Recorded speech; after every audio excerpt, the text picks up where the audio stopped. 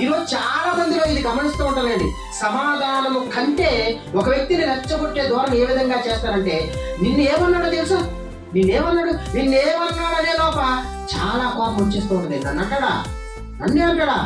అంటాడా, వాడు లేకుండా చేయాలన్న ఆలోచన కూడా వస్తూ ఉంటుందండి. ప్రియమైన దేవుని పిల్లారా, ఇది సంఘములో జరగడం లేదనుకుంటే ఖచ్చితంగా జరుగుతుంది.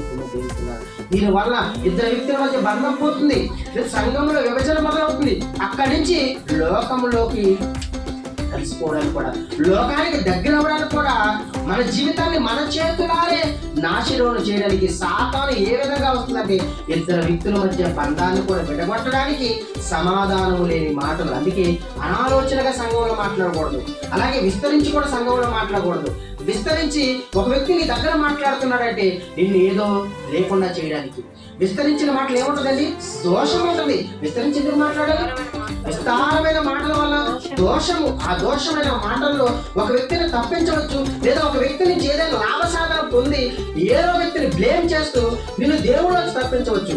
ఇన్ని విషయాలు మనం నేర్చుకోకపోతే ప్రియమైన దేవుని పిల్లల, మన భక్తి జీవితంలో ఎల్లప్పుడూ సాతాను ఏ ఒక్కరి ద్వారా అయినా సరే మనల్ని భక్తి జీవితంలో నుండి భక్తిహీనమైన జీవితంలో నడిపించవచ్చు.